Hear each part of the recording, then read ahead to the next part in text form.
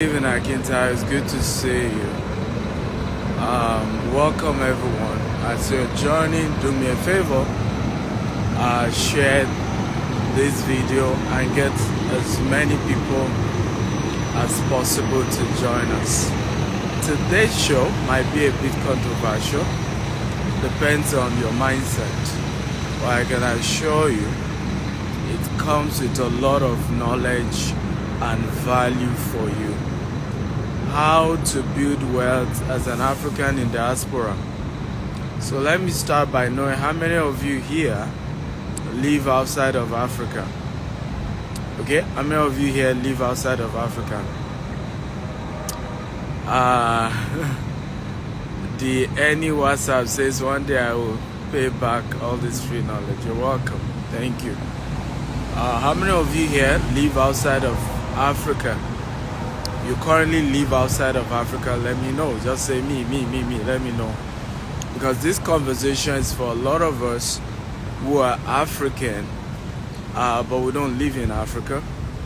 And we want to look at the subject of wealth creation and how do you build wealth as an African. I need us to know that there are challenges, there are inherent forces, not necessarily invincible, that tend to frustrate our ability to build wealth as people of color. Some of those forces are cultural nuances. Some of those forces are mental blockage, and they've been there. They're just mental stronghold over the years. And until you identify them and fix them, you can realize that it may be extremely difficult for you to live in abundance. And sometimes you are in places where you are supposed to build wealth. It's supposed to be easier, but it's still difficult. I'll give you an example. Those of you who are Africans and live outside of Africa, tell me whether it's true or false. When you left Africa, your mindset was that you were going to a place where it will be easier for you to build wealth for yourself and for the next generation. True or false? Okay, for those of you Africans in diaspora, true or false? When you left Africa, your mindset was that it was going to be easier for you to build wealth outside of Africa for yourself and for the next generation. Okay, true or false? Now, how many of you, I want you to be honest with me, are not impressed with where you are financially today? Okay, just type me. How many of you who are in diaspora are not impressed? Literally, it's not looking like what you really imagined. When you were living in Africa, you thought it was going to be a lot easier outside of Africa building wealth, but it's not really what you thought. Can you be honest with me? How many of you are actually disappointed at the way things are going right now when it comes to your finances, wealth creation? Can you just type me? Come on. It's so bad that even those who claim the reason they left Africa was for their children, I look at a lot of children of immigrants right now in America, in the UK. It's even worse in the UK, right? Many are graduates and yet had to be working McDonald's. True or false? Okay, I have, in fact, one of them, I call her my London PA, right? She is a graduate from the university in the UK, and is having to work in a McDonald's, right? And so my question really is, how good really is it to have all that opportunity, or I went to study abroad, and then what difference is it really making? Even those who are in the creatives, T.Y. Savage did not become great until she returned back to Nigeria, right?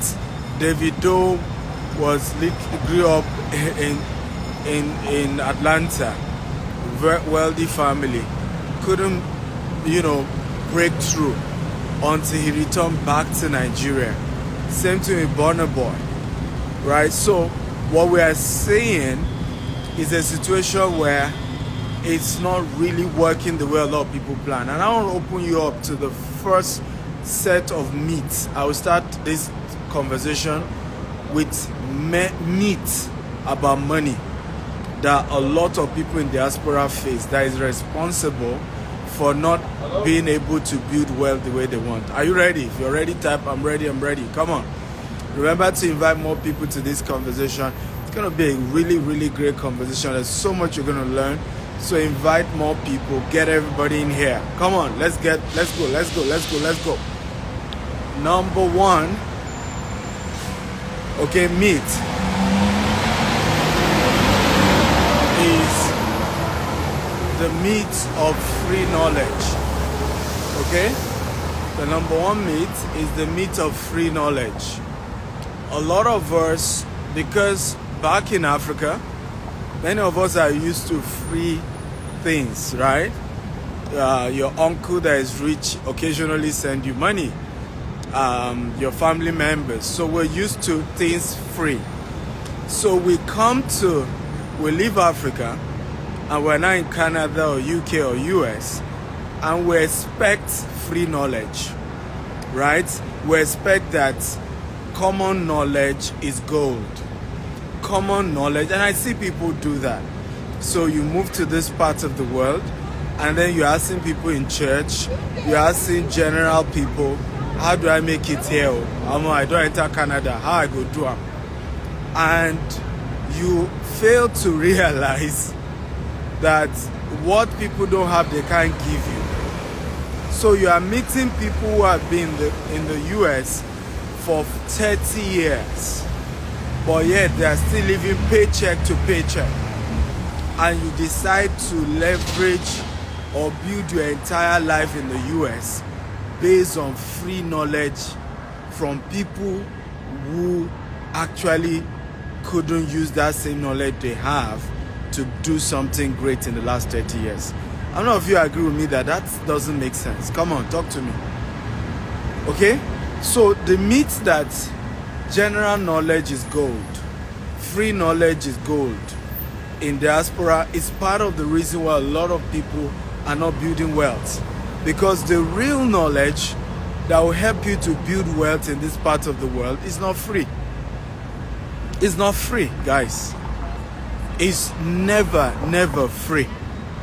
It's expensive, okay, but it is the secret to becoming financially free. And if you decide to say, no, I don't want to pay, why should I pay to learn? What's the big deal? Kenny, big deal. I met somebody taught me for free. Okay? And then you realize that you continue to struggle and struggle and struggle and struggle. So I want to ask you a question. Okay? Have you ever thought of it that where did the audacity come from? Where officially, right, that I started coming to the US is just 9 years ago. Okay? That I would say I now live in the US is probably going to be this year. And I'm already doing projects. I'm on a project over 400,000 units, $150 million. Another project, over 60 units, $50 million. How come I am new to America in terms of growing our empire? I practically don't live here yet. And yet I'm doing things that people who have been here for 30 years are not doing. Can anybody give me the answer? Why do you think it's so? Right? Why do you think I'm able to do big stuff, running to hundreds of millions of dollars, buying 40-acre property, starting another 19-acre property? This Saturday we're launching a 19-acre estate in Richmond. Why do you think I'm doing those things and people who have been in the US 30 years, 40 years, 20 years are not able to do that In fact, if you come to the US and talk to people like that, they will tell you, be careful, don't tell anybody you have money. IRS will come after you. They will tell you, you need to be careful, right? Don't show off. This is America.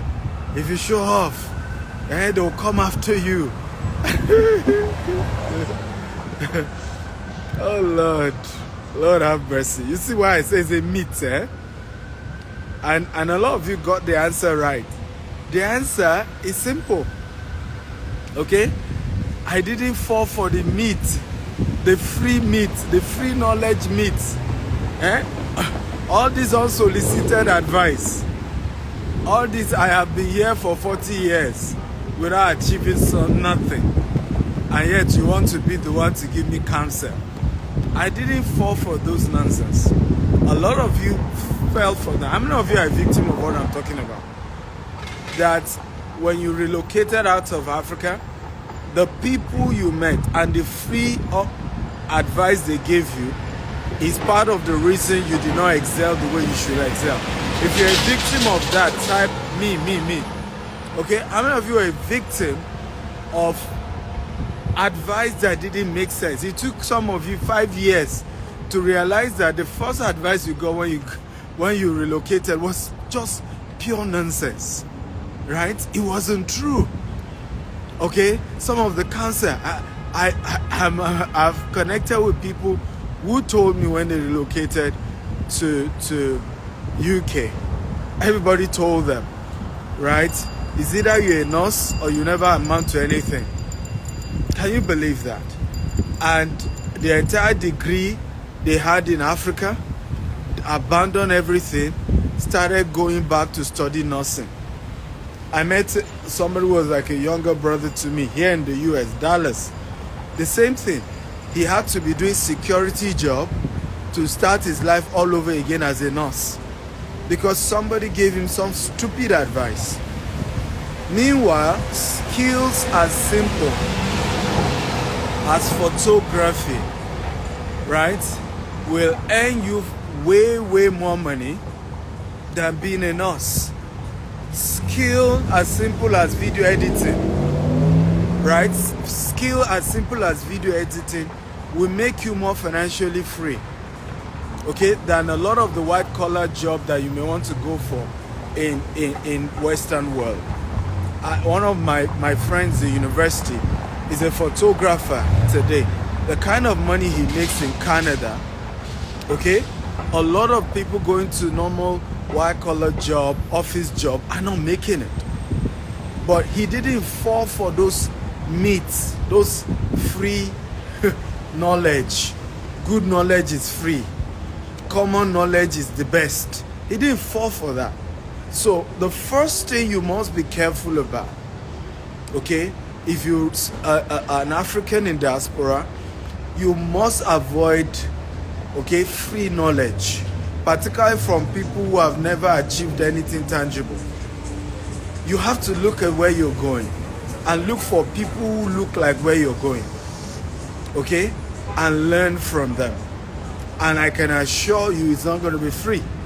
I met a guy here in America, Nigerian, no college degree, and yes, he did not do medicine like many of you, and he's been here for over 20-something years, right? He did not do what everybody, until today, does not have a degree, but lives in his own mansion, drives Rolls Royce, big cars. And I remember going to his office, massive office, has hundreds of people working for him in the same US. And the first thing I asked him, how do you protect your money in America? Okay, how do you, I'm starting big projects, I'm going to be investing a lot, we're going to be expanding big time. How do you protect your money? And the guy said to me, simple, it's $50,000. And I'm going to set up a trust for you. As simple as that. He's very rich. But for him to still help me, I needed to pay. The reason why many of you are not making progress is that if you had met someone like that, you see him as a wicked person. Because you will be like, this guy's made it so much in America. I'm trying to learn from him, and he's asking me to pay $50,000. He must be a wicked person. Why can't he teach me for free? That is the number one reason why many Africans in diaspora are not building wealth. Okay? Because you're expecting free knowledge. You're expecting free seminars. You're expecting things to be free. And I want to tell you how these countries work. You need to go for paid knowledge. Everybody type paid knowledge. Come on, everybody type paid knowledge. For example, many of you Africans in diaspora, your primary responsibility when you come to this part of the world is to use your credits to get a house, a mortgage. Your mortgage is not an asset, it's a liability. The first thing you do is to use your credit to get a car. The car that you drive, okay, and used to take your family around is not an asset, it's a liability. Now, rather than many of you to go for seminars where they're going to tell you, how do you use debt to build wealth in America? How do you use debt to build wealth in the UK? How do you use debt to build wealth in Canada or whatever other country you are in? There's a reason why these countries charge you a lot in taxes. There's a reason why taxes are as high, 25%, 30%, 35%, 40%. One of the reasons is because credit is what you are supposed to use to build wealth. Jeez.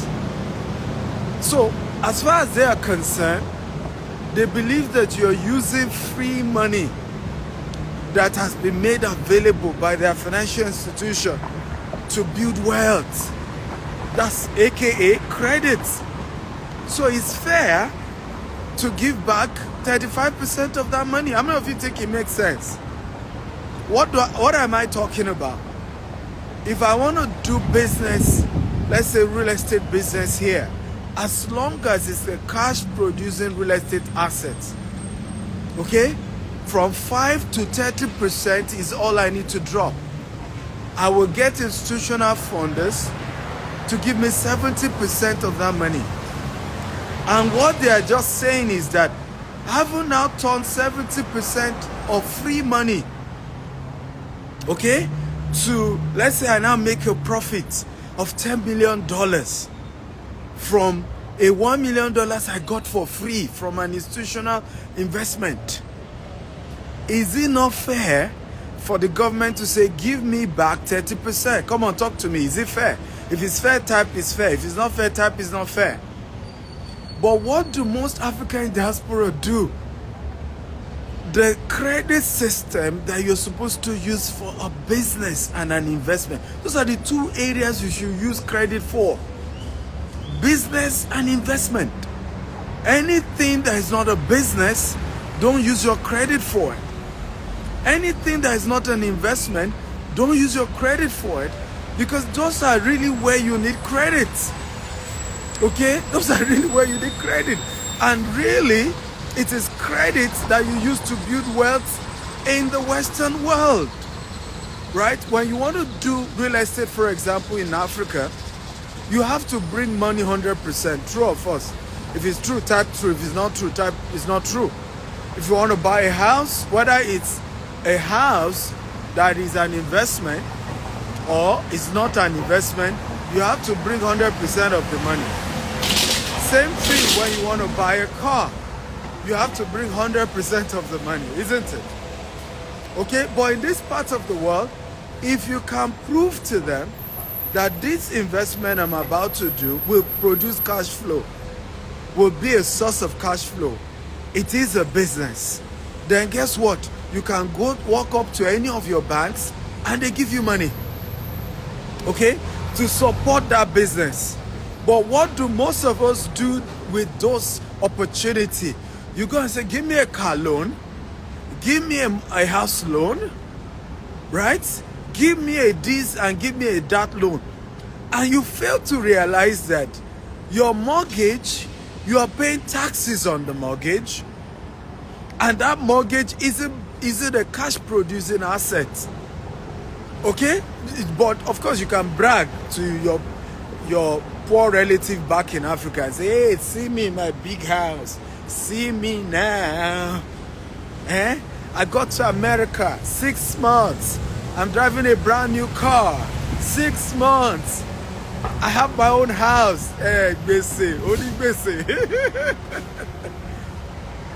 Instead, what you are supposed to do, okay, is to go get a cash producing real estate asset. That's what you're supposed to use with that credit. Okay? Go and buy 5 unit houses that the tenants will be bringing cash flow for you. Go and buy 10 unit houses that the tenants will be bringing cash flow for you. It is now their cash flow, the money they are paying you for rent, part of your profits from that. You can either rent your own house or buy your own house. At least your tenants are the ones paying for your mortgage. I hope this makes sense. But for you to get into a mortgage that is not producing any cash flow, you're already at a loss. You're already sinking into debt. Because what many of you don't know is that most of this mortgage, the first 5-10 years, you are not even paying for the principal. Okay? The first 5-10 years of many of this mortgage in the UK, in the US, in Canada, you are not even paying for the principal. You are paying bank charges. So when you eventually default 5 years from now, 10 years from now, in many cases, you lose everything. You lose everything. Because they are going to show you that all that you've been paying the last 5 years or 10 years has been the bank charges. Okay? And that, well, you don't have anything, so get out. They're going to sell it to somebody else. Or, sell the house on auction. So it is wisdom for you to know that when you come to this part of the world, invest in the knowledge of paid knowledge about the credit system. Come on, talk to me. Does this make sense? Right? Invest in the what? In the paid knowledge of how to use the credit system. So if you don't invest in the paid knowledge, you'll be using common sense and you'll get common results. You'll be using average knowledge and you'll get average results. And because you haven't gotten to meet people who have been able to leverage on credit to build real wealth, you are just also talking to people who also don't know their right from the left. You know, they said that in a village of blind people, a man with one eye is the king, isn't it? So what I see in this part of the world is that a lot of immigrants from Africa are blind. And then when he looks as if one of them has one eye open, he becomes the leader and then gives unsolicited advice and everybody keeps running after that. But in the reality, that is not really how wealth is created. Come on, does this make sense? Have you learned something powerful today? If you learned something powerful, type I've learned something powerful. Okay, talk to me. So, I want to beg you, and this is, I don't even have a paid seminar I'm trying to ask you to come for. But I want to beg you, start looking for paid trainings in the area of, one, credit. Using credit to build wealth in the Western world. Number one, go for a paid training. Number two, go for paid trainings in the area of your skill. In the area of your skill, go for paid training in those areas. Okay, enough of free. Many of this free knowledge in America, I realize, they will invite you for free seminar, is only to market you for the paid one. So in reality, you still don't know it. If you want to learn something in most of this developed world, you have to pay for it. And because many of us have been used to free stuff from Africa, is the reason why we've not maximized the great opportunities that exist in the Western world. Okay? Number one. Are you ready for number two? Come on, talk to me. Are you ready? Are you ready? Are you ready? Number two. Number two. If you're ready, tap I'm ready. I'm ready. Okay? Are you ready? Mix with people from other race. Mix with people from other race. One of the things I have noticed with the African community is that many, not all, are very negative, low-thinking people. Negative and low-thinking people. And many of us, you know, who are in diaspora, maybe because you've missed home, you only want to mix with the association of Yorubas in Atlanta, association of Igbos in which country, association of Hausas, right? And there's nothing wrong with that. You should mix with your people. But many of these people, not all, are negative thinking and low thinking. So the day you are trying to take risks, they are the first to tell you no. And that's why you need to mix with other cultures who are not as scared as you are, who are not as negative as you are, as a lot of people from your culture are. Now, I will ask you a simple question. Just be honest with me. How many of you tried to start a business in diaspora and you spoke to your fellow African and their first question was not, be careful? Oh yeah, be honest. How many of you? Okay? If that was the answer, just type yes, that's what they told me. Right? You want to start a business, you want to start something new. And then you tell your fellow African, right? The first thing, they don't even have the detail. In fact, many of them, if you tell them, so what do you suggest? I don't know, I don't suggest anything, but hey, be careful. And then they go ranting about how others have lost money. They give you an example of other people who lost money. They tell you how things are never working.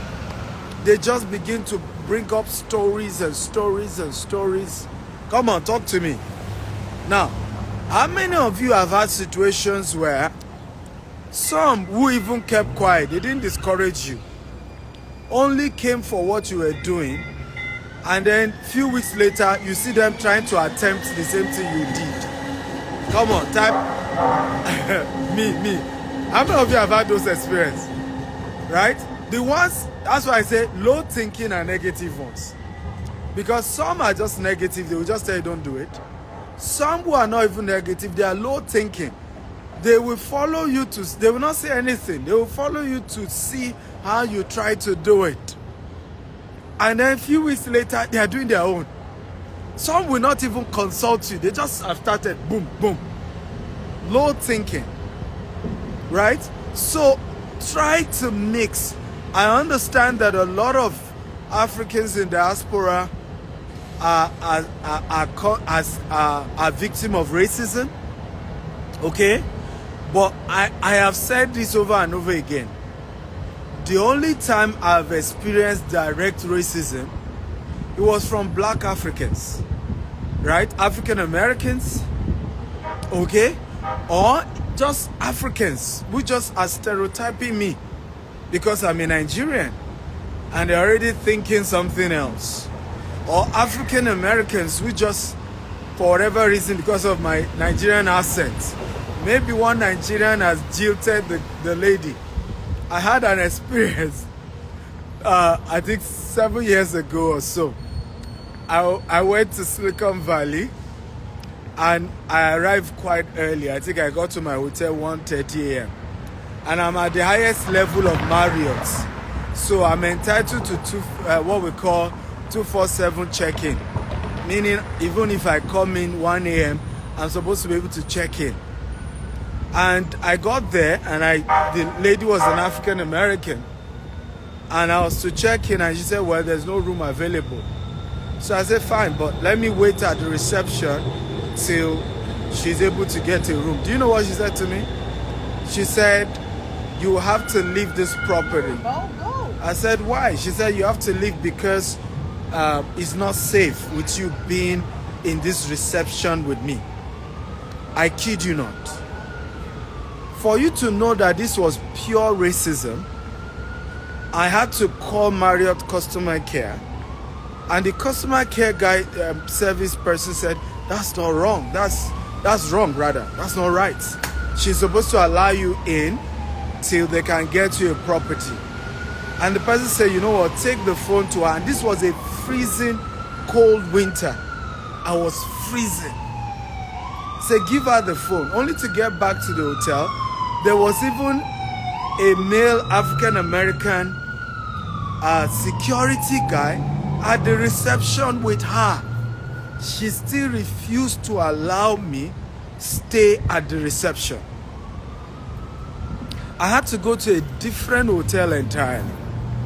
Right? In fact, the customer service guy had to lead me to another hotel.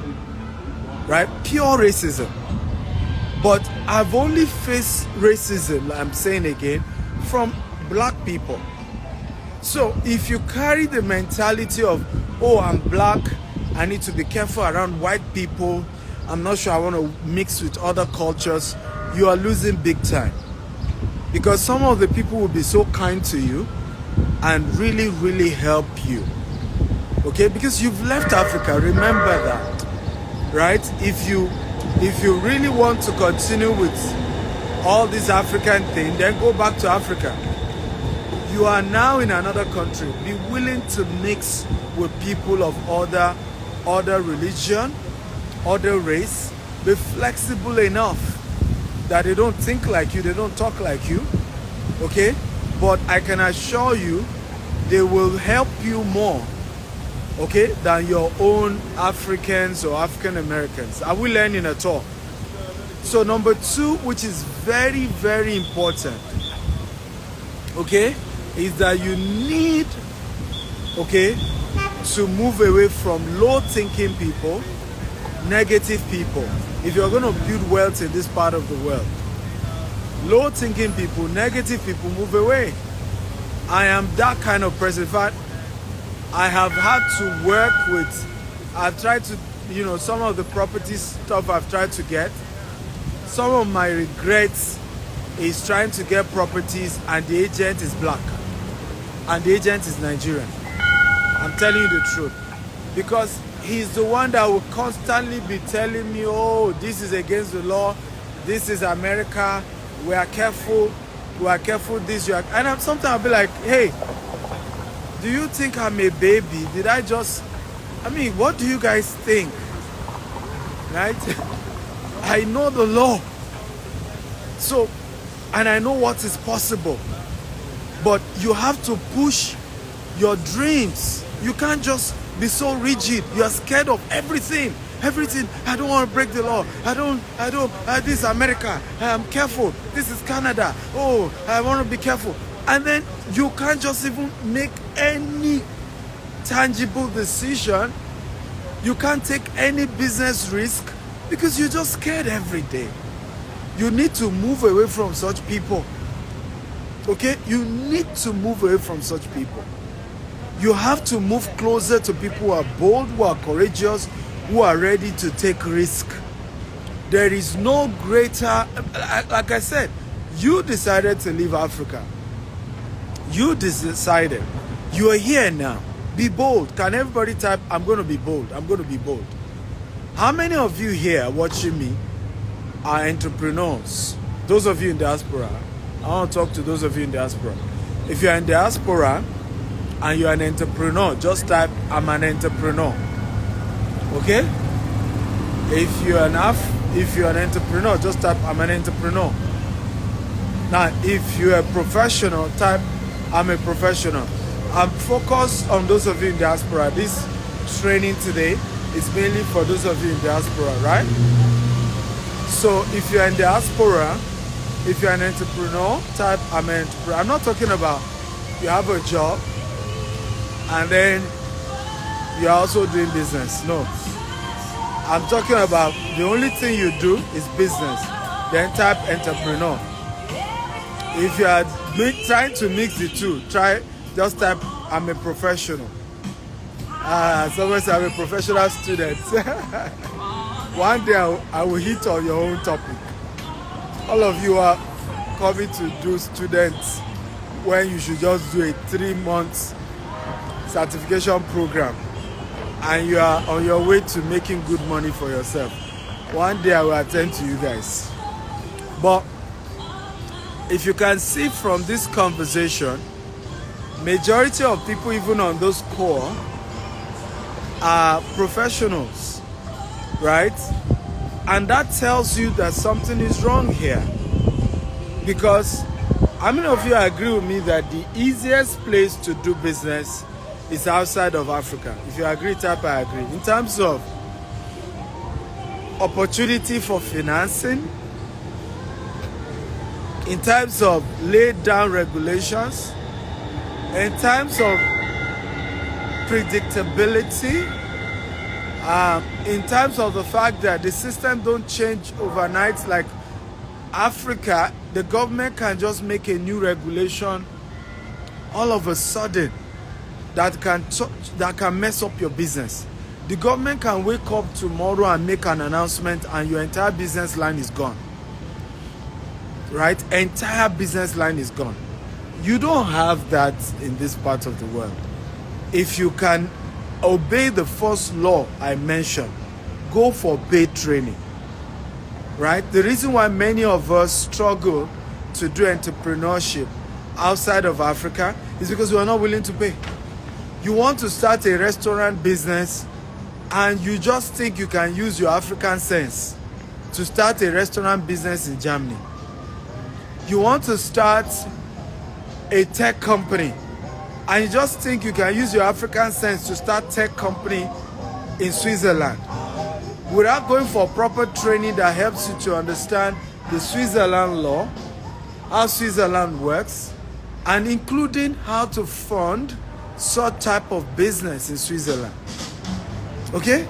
So the reason why a lot of us aren't doing business entrepreneurship is because many of us aren't willing to go for informal paid trainings about how exactly do you do business in those parts of the world. True or false? If you agree with me, type I agree. If you don't agree, type I don't agree. So as you can see, even from this live core, majority of you here, okay, are professionals. You haven't taken the risk to go start a business or to invest. And the reality is this: some of these countries, the people who run them are capitalists. And they've structured this country such that you can never be rich until you become a capitalist. And I'm being honest with you. Even those countries who play like they are socialist, in reality, okay, the real people running the system behind the scene are capitalists, and they've created some monopoly around those businesses. They may not use their face and all of that, but that's what's going on. So if you're in a country where the major way to make money is to become a capitalist, and you decide not to be a capitalist, you can see that you're losing big time, isn't it? Right? You're losing big time. So some of these countries require that you take risk. Go start a business. Right? If you fail, you failed. You dust yourself up and you start all over again. Declare bankruptcy. Now, let me ask you a question. How many of you know that America is the easiest country to declare bankruptcy? True or false? Okay? I'm just using America because I'm here in the US. True or false? America is the only country you can start a business, create a mess. In other words, you failed in the business, you have so much debt in the business, and you can go to a court and say, hello, your judge, well, I have failed in this business, I'm no longer interested again. And you declare bankruptcy, the taxes you owe, forgiven, clients you owe, gone, right? Vendors you owe, gone. Everybody, nobody can come after you again. Now, where else can you do that? Even in Nigeria, you can't do that. Okay? You can't do that in Nigeria. You can't do that in many African countries where most of you came from. Right? You're going to be in jail for a long time. And I'm talking about people have declared bankruptcy over a business that is owing $10 million, $20 million. Donald Trump had declared bankruptcy over some of his business that even owing hundreds of millions of dollars. And it was all gone. And he started all over again. And it was all cool. You can't do that in many African countries, guys. So these systems, okay, favor you being able to take risk and become an entrepreneur. So 2 ways to really become wealthy in diaspora. Number 1, be an entrepreneur. So that becomes number 3 points in today's training. Be an entrepreneur. I'm not asking you to quit your job, but you can start gradually. But remember number 1 law that I taught you today. Before you start any business, go for a paid training. Stop all this free nonsense, free knowledge, free advice. Go for a paid training about the business you want to start. It's only in Nigeria, Ghana, Cameroon, different African countries, you can watch your neighbor succeed in a business and go and start the same business without even getting coaching from your neighbor. True or false? Come on, talk to me. True or false? How do most of us start business back in Africa? Is it not by copying another friend that is doing well, and then you go and start the same business? You did not even get free advice, even to go and meet that friend and say, my best friend, I want to start your kind of business, come and coach me. No. Once you see that, your friend that used to borrow from you suddenly bought a car, bought a house, employ people, be like, Omo, there is real money. Right? There's real money in Richard card business. Let's go. The same thing is happening in my industry, real estate. Everybody is doing real estate in Nigeria now. Everybody. Right? Now, for them to go for training, there's nothing wrong in them doing real estate. But at least come and meet someone like me that has risen from zero to the top and say, so teach me how you did it. Right? A lot of Africans will not go for training. They just start the business based on observing somebody else. Now, the same attitude we bring to diaspora, the same attitude you bring to Canada, you bring to Germany, you bring to US, you bring to UK, where you just want to start a business just because somebody else is doing it. Training, no. And then you say it's difficult to start a business. So I hope you've learned. That's number 3. Number 4, be an investor. If you really want to be financially free and build wealth in diaspora, you must set aside a portion of what you are earning right now and put it into something. Example, fractional shares. Right? 3 months ago, Tesla was really down. Okay? It's gained almost 10% again. So it simply means that if you had bought Tesla shares 3 months ago, okay, you already have 10% profits in just another 3 months. And there's likelihood that it's going to get better. So you can buy a fractional share. So what do I mean? Let's assume Tesla share, I'm just giving an example, is going for $400. But all you can afford to keep aside, right, every month is $200. You can buy a fraction of 1 Tesla shares. So every month you are able to buy a fraction. You're able to buy a fraction. That is how wealth is built here. Right? So put a portion of your money into an investment. That's the way money works for you. Instead of working for money, put a portion into different types of investment. Again, oh, Dr. Stephen, which investment should I do? Go for the training. Okay? There are several trainings that exist in whatever city you live in on different investment opportunities that you can do. Go for training. Don't just jump into anything. I run several trainings.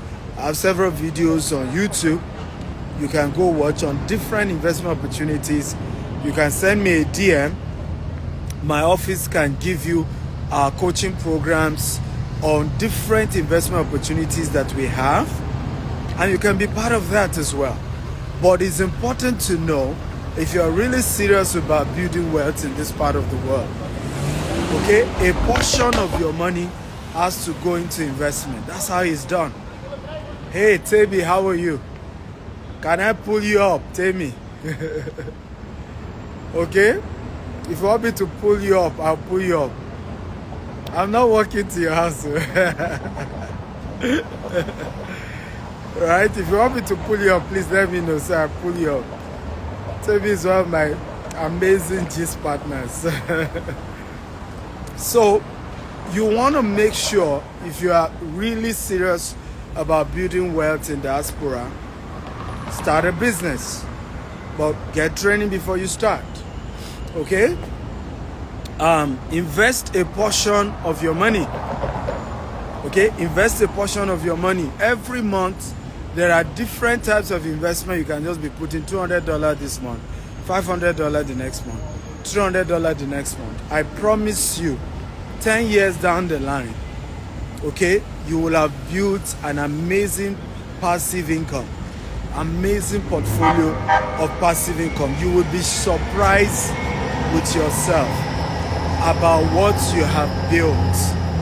Okay, you'll be shocked. Everybody that I've met in diaspora that is financially free are entrepreneurs. One of my friends, he's hosting me in Glasgow. I'll be in Glasgow in June, right? And he moved from, he used to be in Dubai, but he's an entrepreneur. Then moved to London, then moved to Glasgow. You see, big boy things, eh? Now he bought his house in Glasgow. The house has his own lake, he can drive his own boat. Massive house. I think it was £2 million that he bought the house. He just sent me a picture recently, bought the brand new Rolls Royce.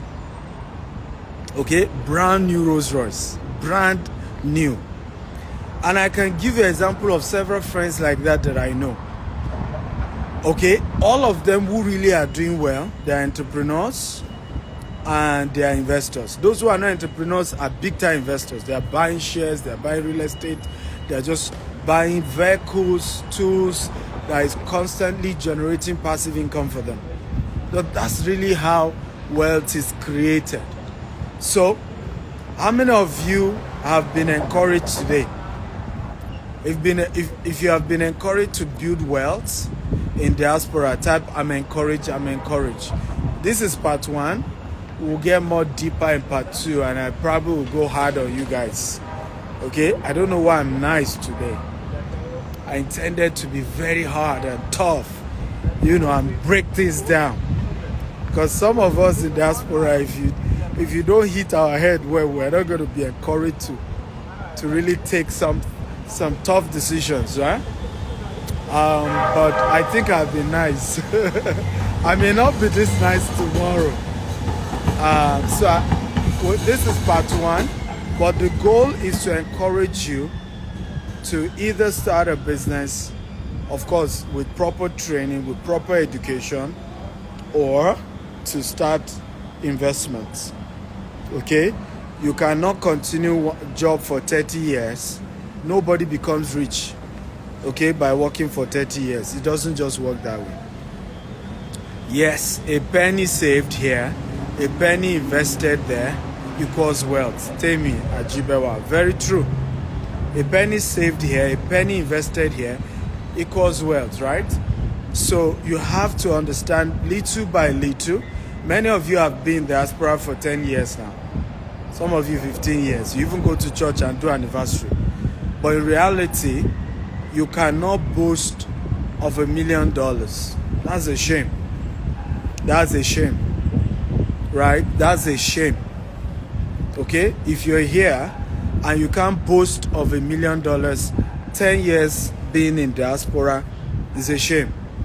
20 years, 21 years, I am the one saying it is a shame. Okay, it's a shame. My first year in Dubai, we did almost $20 million. First year. So I'm not talking about what I've not done. Okay, I'm not talking about what I've not done. Okay, this is my first year, fully, operating real estate projects that is 100% owned by our company, right? 100% owned by our company, and I know what we're already attempting. Okay, so it's a shame if you're here 10 years, 20 years, and you can't boast of, being able to control $1 million. It's a shame. Something is wrong. And somebody said the definition of insanity is doing the same thing over and over again and expecting a different result. It's the definition of insanity. Many of you went through hell to leave Africa. You went through hell to leave Africa. You sold what you had. You left all those you know.